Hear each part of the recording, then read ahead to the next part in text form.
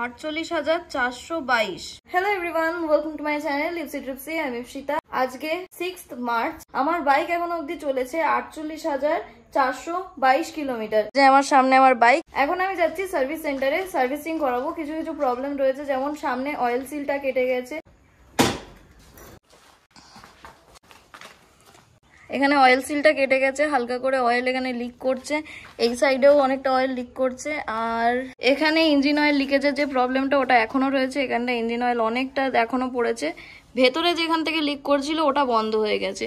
এখানে আবার টেপিং করতে হবে বা এমসিল লাগাতে হবে। চেন স্প্রকেটটাকেও পাল্টাতে হবে, চেন থেকে আওয়াজ বেরোচ্ছে। এখানে ডেন্টিং পেন্টিং এর কাজের জন্য দিতে হবে, সেগুলো কদিন পরে দেব। এখানেও জং ধরে গেছে, এগুলো প্রথম থেকেই ছিল, বাইক কেনার সঙ্গে সঙ্গে এসব শুরু হয়েছে। তো চলো বেশি দেরি না করে আপাতত যাই, ওখানে সার্ভিস সেন্টারে গিয়ে তোমাদের সাথে কথা বলি। আমি এখন আছি ওয়েসেল বাজার সার্ভিস সেন্টার নেচার পার্কে। এটা হচ্ছে তারাতলা রোডে পড়ে। ডায়মন্ড হারবার রোড থেকে, যেখান থেকে তারাতলা রোড কানেক্ট করেছে, সেখান থেকে ডিরেক্টলি নেচার পার্কে এসে জাস্ট বাংলাতে পড়ছে এই সার্ভিস সেন্টারটা। যারা যারা লোকেশন জানো না তাদের জন্য এই ডিরেকশনটা দিলাম, আর ডেসক্রিপশন বক্সেও আমি লোকেশনটাকে ট্যাগ করে দেবো। সামনে বাজাজের সার্ভিস সেন্টার। বাইক অলরেডি ভেতরে দিয়ে দিয়েছি, কাজ হবে। তো বাইকের কাজ হোক, ইন ডিটেলস তোমাদের সাথে আজকে আলোচনা করবো। যা হয় অ্যাপ্রক্সিমেট একটা হিসাব আমি তোমাদেরকে দিয়ে দেবো। বাইকের প্রবলেম গুলো বললাম। আমার আগে অনেকগুলো বাইক রয়েছে, তো সেই কারণে আমি এখন ওয়েট করছি, টিভি দেখছি, বসে বসে ইউটিউব দেখছি। টাইম লাগবে আমার বাইকটাকে কাজ করতে, তো সব মিলিয়ে একটু ওয়েট করতে হচ্ছে। হাসাবে না তো, হ্যাঁ জ্বালাচ্ছে, আমাকে ভিডিও করতে দিচ্ছে না। এখনই চেঞ্জ প্রকেটটা চেঞ্জ করছি না, একটুখানি ক্লিন করে নিয়ে চালাবো। যেহেতু আর কয়েকদিন পরেই লং রাইডের একটা প্ল্যান রয়েছে, সেই কারণে আমি এক্ষুনি স্প্রকেটটাকে চেঞ্জ করছি না, কদিন পর চেঞ্জ করব। আর আপাতত যে কাজগুলো না করলেই নয় সেগুলোকে করে নেবো, করে নিয়ে বাইকটাকে নিয়ে যাবো। আবার যখন কাজ হবে তখন তোমাদের সাথে কি কি কাজ হলো না হলো সেগুলো শেয়ার করবো।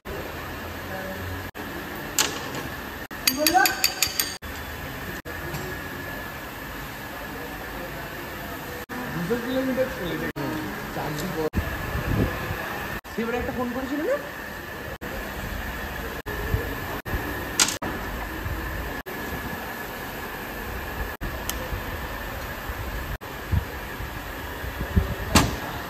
ঠিক আছে। এখন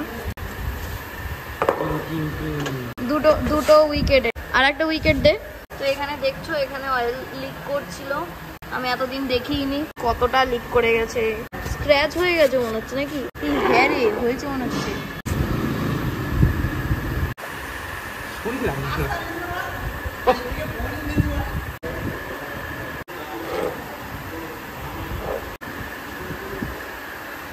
অয়েল সিল কাটে কি করে রে? চলে যাবে, মানে গাড্ডে ফাড্ডে পড়লে কেটে। আরে কদিন হাওয়া ছিল না, ওই সময় গাড্ডাগুলো বেশি কাটে। ওই সময় হাওয়া কম থাকলে তো মানে বেশি হয়, চাকার একটা অ্যাবজর্বটা কম করে।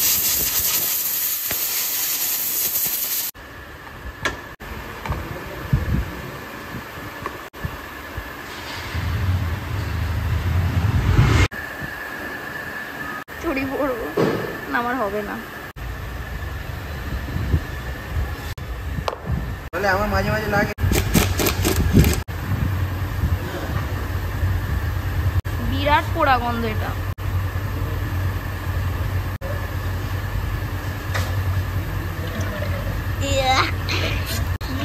কালো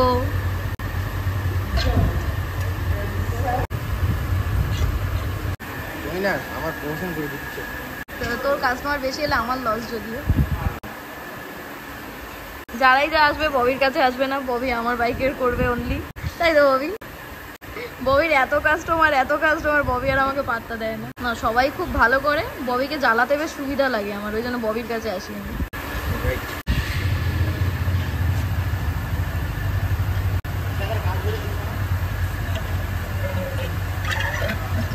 এই পিচকিরি এরকম হয় না, আপ ডাউন করো, পিচ পিচ করে লোকের গায়ে গিয়ে পড়বে, তারপর তোমার পিঠের চাল ভাঙবে। খেতে গেলে কফির উপরে নাম লেখে না? হ্যাঁ, আমার এই মুভিটার উপরে কালারটা কেমন ঠিক আছে? কৌশিকদার নাম লে যাচ্ছে, কৌশিকদার নাম মুছিয়ে দেবো পুরো। ক্রিমিনালদের নাম ওরম ভাবে আসে না রে। পাম্পার মনে হচ্ছে এটাকে।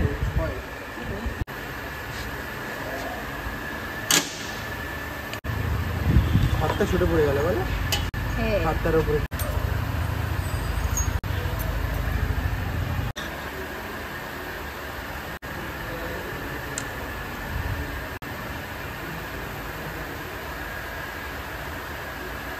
হলো? পাইপটায় দাগ ধরছে। হ্যাঁ, পাইপটায় দাগ ধরেছে। তাহলে এটা পাল্টাতে আবার কত? পাল্টাতে হবে না, পাল্টার মতন এখন অবস্থা আছে। हम अच्छा मिस्त्री है। हाँ? हम अच्छा मिस्त्री है, हम बुरा मिस्त्री नहीं है। बोल दे हम पलटाना पड़ेगा।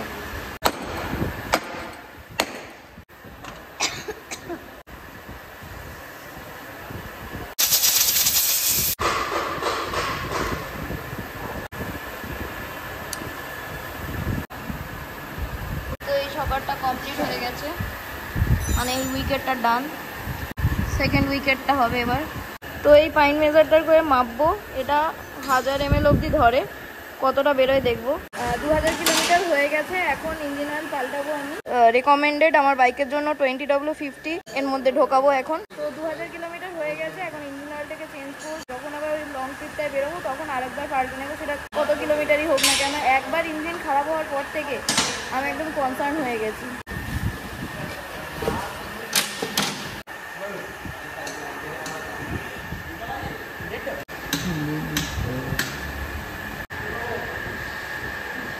এখন 1100 ml মতো মোবিল বেরোলো, কারণ আমি আগের বারে 1100 ml ঢেলেছিলাম, তো এখনও তাই 1100 ml বেরোলো। মানে লিকেজ যেটা হচ্ছে অল্প পরিমাণেই হয়তো খরচা হচ্ছে, বেশি হচ্ছে না। তবু এইখানে আবার একটুখানি টেপিং করে নিয়ে চেষ্টা করা হবে ওটাকে আটকানোর। টোটাল ইঞ্জিন অয়েল 1100 ml বেরোলো, একটার মধ্যে ঢালা হয়ে গেল। ফর্ক অয়েল আর একটা ঢালা হবে। এই হচ্ছে আমার বাইক।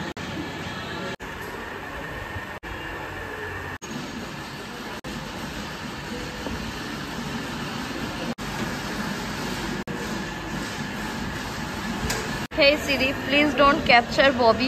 भगवान जाने काट मुख देखते हैं। ऊपर लगाओ ना जाओ। এখন বাইকটা এসছে ক্লিনিং এর জন্য, অনেক ধুলো পড়ে গেছে, অনেক নোংরা জমে গেছে, আর এদিকে রয়েছে ইঞ্জিন অয়েলটা পড়ে। এই ইঞ্জিন অয়েলটাকে ভালো করে ক্লিন করতে হবে, তাহলে বোঝা যাবে আর লিকেজটা হচ্ছে কোথা থেকে। আবার টেপিং করতে হবে এখানে হালকা করে।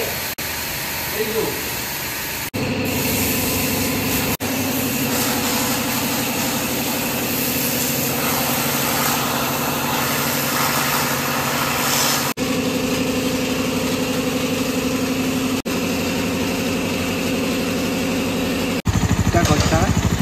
হ্যাঁ, কি করছে? কি করছে?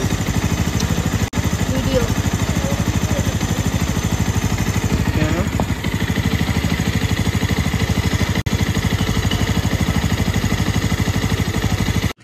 আই গেস প্রবলেম সলভড, আর লিকেজ নেই কোনো জায়গা থেকে। যে প্রবলেমটা আমি ফেস করছিলাম, বারবার ইঞ্জিন অয়েল লিক করছিল এখান থেকে ওখান থেকে, ওই প্রবলেমটা আপাতত সলভ হয়ে গেছে। সার্ভিস সেন্টার থেকে আসার পর মোটামুটি ওই 40-50 কিলোমিটার মতো চালিয়েছি। তো এখন কিন্তু বাইক ভালো পারফর্ম করছে, আর সঙ্গে লিকেজের প্রবলেমটাও সলভ হয়ে গেছে। আর অয়েল সিলটা চেঞ্জ করার পরে আমি তো হাতি ব্যথা কিছু বুঝতে পারিনি, আমার কাছে সব ঠিকই আছে, শুধু দেখছি কোথাও থেকে কোনো লিকেজ নেই। তো যাই হোক, আজকের মতো ভিডিওটাকে আমি এখানেই শেষ করবো। বিল বলা হয়নি, বিল হয়েছে আমার ওখানে প্রায় 1100 টাকা মতো। ওখানে পাওয়ার অফ হয়ে গেছিল, ওই জন্য আমি হার্ড কপি বিলের পাইনি, ই বিল পেয়েছি। দেখাই তোমাদের, ওখানে আমার বিল হয়েছে 1182 টাকা। যাই হোক, মোটামুটি ওই আর কি হালকা ফুলকা খরচা তো লেগেই থাকে, বাইক থাকলে খরচা হবে। চলো দেখা হচ্ছে নেক্সট ভিডিওতে। Keep loving, keep supporting, stay tuned with Ipsy Tipsy. ভালো থেকো, সুস্থ থেকো, আর ভিডিওটাকে ভালো লেগে থাকলে লাইক, কমেন্ট, শেয়ার, সাবস্ক্রাইব করতে একদম ভুলো না। দেখা হচ্ছে কোনো একটা জায়গায় ঘুরতে গিয়ে। এবার বাইক ভালো হয়ে গেছে, আমি সুস্থ আছি, এবার ঘুরতে তো যেতে হবে। Bye, good night.